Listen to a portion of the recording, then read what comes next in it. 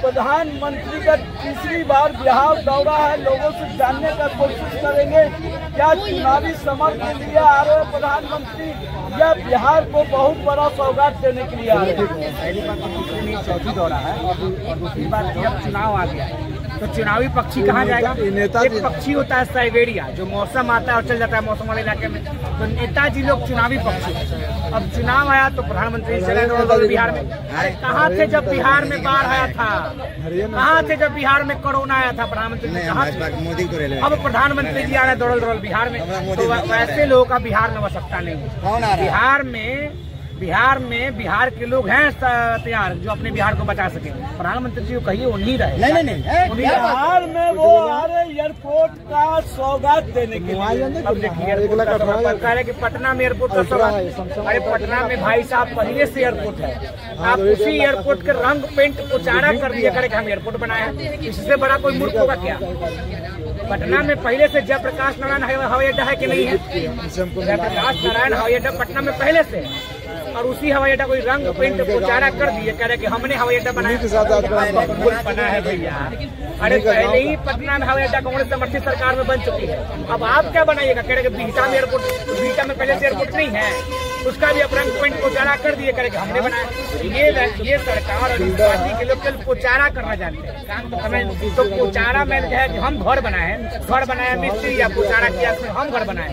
अरे अब उचारा करने वाले लोग तो उचारे की। अच्छा दूसरी तरफ वही निकल कर आता है कि देश के प्रधानमंत्री और भारतीय जनता पार्टी के राष्ट्रीय अध्यक्ष JP नड्डा इन तमाम लोग अपने नेताओं पर जिस तरह से लगातार सेना पर सवाल खड़ा कर रहे हैं, और एक तो हद आज पार कर दिया। एक MP है और वो कहते हैं कि हमारे पाकिस्तान के आतंकवादी भी कौन सा शब्द का प्रयोग कर दिए गए। भारतीय जनता पार्टी के नेता ने पाकिस्तान से ठेका ले लिया हिंदुस्तान की सेना का अपमान करना, हिंदुस्तान के तिरंगे का अपमान करना और उसके आतंकवादियों के अपना भाई भौजाई बनाना। आप देखिए बाल मुकुंद आचार्य जी ने तिरंगा से नेता पूछा, अब कह रहे कि मैं नहीं पूछा। देखिए जगदीश देवड़ा ने कहा कि भारत की सेना प्रधानमंत्री के चरणों में नतमस्तक है। प्रधानमंत्री जी ने क्या कार्रवाई किया। आप देखिए विजय साहू जी, उन्होंने क्या कहा कि कुरैशी साहब आतंकवादियों की बहन है। बताइए हमारी सेना को आतंकवाद से जोड़ने वाले लोग, ये लोग ठेका लेकर बैठ चुके हैं देश की जनता को, देश की सेना को और देश को बदनाम करने का। और यह पहली बार नहीं हुआ। पूर्व गृह मंत्री राजनाथ सिंह जी ने कहा था कि पत्थरबाज हमारे अपने लड़के हैं, आज ये कह रहे कि आतंकवादी हमारे अपने हैं। तो इन लोग का DNA ही भारत के विरोधी, भारत का विरोध करना, सेना का विरोध करना तो कर रहे हैं। प्रधानमंत्री से मैं एक सवाल करना चाहता हूँ कि देश के गद्दारों पर कब आप वार करिएगा, कब ऐसे निकम्मे नकारे बकलोल नेताओं पर कार्रवाई होगा, कब जगदीश देवड़ा पे कार्रवाई होगा, कब बाल मुकुंद आचार्य पर कार्रवाई होगा, और कब धीरज साहू विजय साहू कौन है उस पर कार्रवाई होगा, और कब आज जो बकलोल व्यक्ति बोला है जो MP है, सांसद है, वो ऐसा बोल रहा है आतंकवादियों को अपना भाई और भाई बना रहा, अपने लोग बना रहे, ऐसे लोगों पर कब कार्रवाई होगा। और सबसे पहले मीडिया पर भी कार्रवाई होनी चाहिए। आज अगर कोई विपक्ष का नेता होता तो मीडिया में हाय तोबा मचता। आज सारा मीडिया में फेविक्विक चू गया है। अब फेविक्विक चूहा है कि और क्या चीज चू गया है, क्योंकि चुआता बहुत लोग है ज्यादा, तो फेविक्विक चूहा होगा, कुछ और भी चू गया होगा। अब मुँह चिपक गया, अब मीडिया का लोग भी नहीं बोल रहा, तो मीडिया पर भी कार्रवाई होनी चाहिए।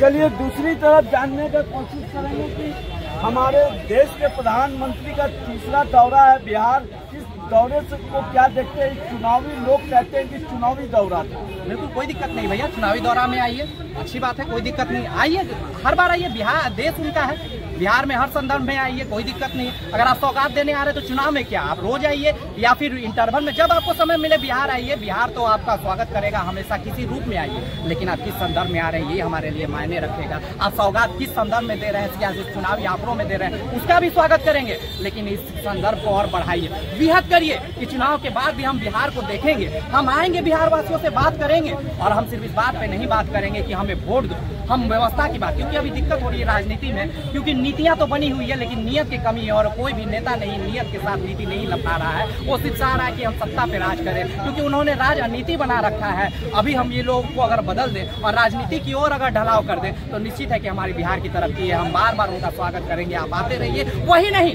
हर नेता आइए, हर कोई का बिहार आपका स्वागत करेगा, लेकिन हमारे बिहार की तरक्की की बात करिए। वरना 75 साल से तो अभी हम शिक्षा भी गुणवत्ता को नहीं दे पा रहे हैं और वोट बैंक के रूप में उपयोग कर रहे हैं। और हर नेता यही प्रयास भी कर रहा है, कभी तो बदलने की प्रयास करिए। और हम जैसे युवा जो आरटी एक्टिव जो हम चाहते हैं कि एक बदलाव, हम ये नहीं चाहते आप वोट बैंक राजनीति करिए, जम के करिए, खुलेआम करिए, हमें इससे भी कोई दिक्कत नहीं है, लेकिन राजनीति को राजनीति के रूप में लाइए और हमारे बिहार की तरक्की की ओर ले जाने की बात है। नहीं, एक तरफ आओ देखा जा रहा है सर, जहाँ हमारी सेना पूरी मजबूती के साथ आतंकवादियों को पाकिस्तान में मिट्टी में मिलाने का काम किया, वहीं लगातार हमारी सेना पर सवाल खड़ा कर रहे हैं। बीजेपी के नेता जो मध्य प्रदेश से आ रहे हैं, लगातार MP हो, मंत्री हो या डिप्टी CM हो, लगातार अनाप शनाप बक रहे हैं। उस पर भारतीय जनता पार्टी के राष्ट्रीय अध्यक्ष हो या प्रधानमंत्री हो या कोई भी भारतीय जनता पार्टी का बड़ा लीडर हो, उस पर कार्रवाई नहीं कर पा रहा है। ऐसा क्यों? जो भी लोग ऐसा बात कर रहे हैं वो पाकिस्तानी विचारधारा से अपने आप को सम्मिलित समझते हैं। उनके पाकिस्तानी विचारधारा हावी हो चुका है जो भी लोग, और इन्हें देशद्रोह के श्रेणी में हम लोग डाल सकते हैं, कोई हिचक नहीं है। ये सब एक देशद्रोही मायने रखता है, चाहे वो किसी भी पद पे रहे, ये एक देशद्रोही है। देशद्रोही के दिमाग में सिर्फ यही चलता है और वही बातों को वो बार बार अपने मुख से निकल जा रहा है क्योंकि उसके मस्तिष्क में वही चल रहा है। ऐसे देशद्रोही के ऊपर लेकिन जो ये राजनीतिक माहौल बना हुआ है, हम कैसे मुंह दिखा पाएंगे, कैसे उससे यहाँ मीडिया जो बाल एक बिका हुआ मीडिया, आप जान लीजिएगा 100 आतंकवादी के बराबर होता है। कोई भी मीडिया हो जाएगी, अगर वो बिक गया तो 100 आतंकवादी के बराबर एक मीडिया होती है। और वो मीडिया तंत्र में इस चीज को नहीं, देशद्रोह को नहीं चलाया जाता है तो मीडिया बिकी हुई ही मान लीजिएगा। इसलिए इस संदर्भ को बदलना होगा, राजनीति की नीयत को बदलना होगा, क्योंकि राजनीति से हमें राजनीति की ओर केंद्रित होना होगा। जब तक हम राजनीति से केंद्रित नहीं होंगे तब तक हम तरक्की की राह नहीं करेंगे। और ऐसे मानसिकता वाले लोग